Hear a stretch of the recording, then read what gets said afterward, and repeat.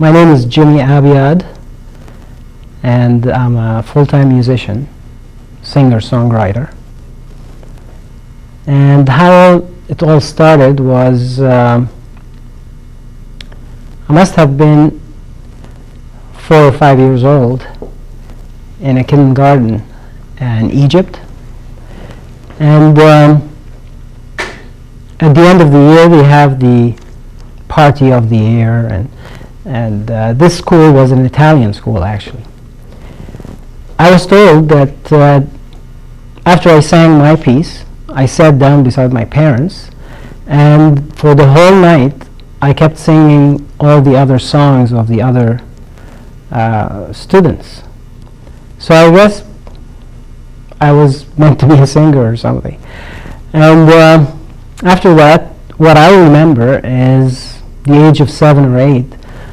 I used to sneak out my mother's records to my room, stand in front of the mirror, and just sing along with whoever is singing. Sometimes couldn't understand a word of language or whatever, but it was a lot of fun. Later on, when I started watching bands and stuff like that, I sitting with a couple of my friends, and we were talking, oh, what are we going to do? We're so bored and what have you. Oh, let's make a band. Abiad writes love songs?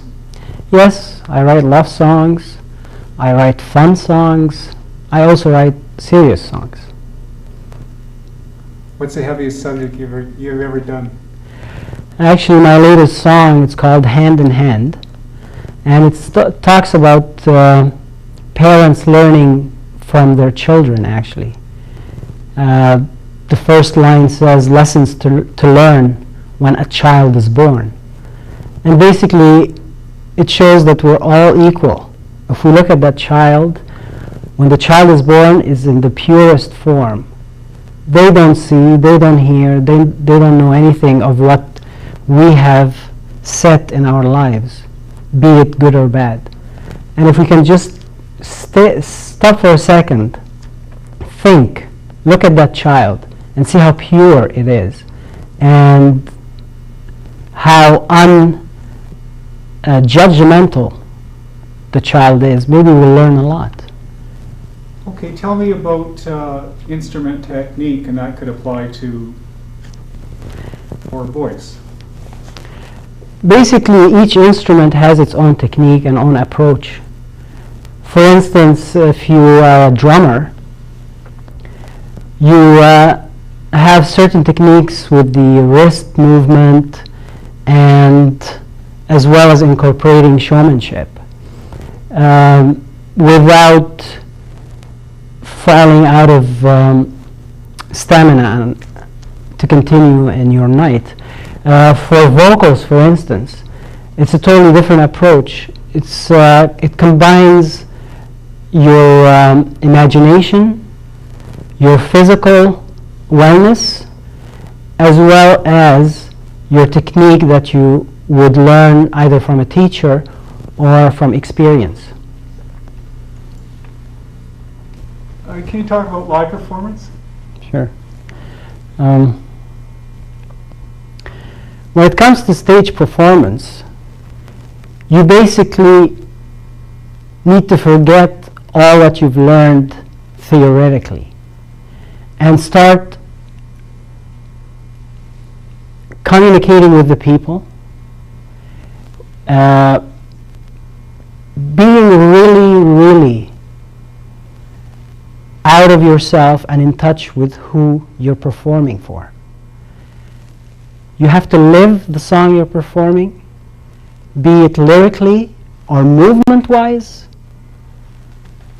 You have to become an actor as well as a singer. You have to act the words, feel the words, so the audience that are watching you, they can also get into that song, get into the words, and also become you, as if they are singing that song.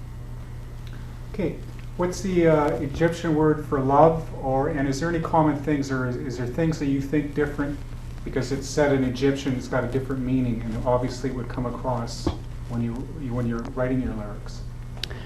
When it comes to love songs and or expressing your feelings, Both hands, both hands, both hands. when you're expressing your feelings about somebody you love, be it a woman in your life, a partner in your life, a family member, or whoever, there are so many words in Egyptian that you can use to describe that love. It's nice. Okay, give me some common Egyptian words that you'd use in your songs. Okay, for Western music, you got love, you got hate. What are some words that reflect love, hate, greed, whatever subjects you give me some Egyptian words and that kind of stuff. Okay.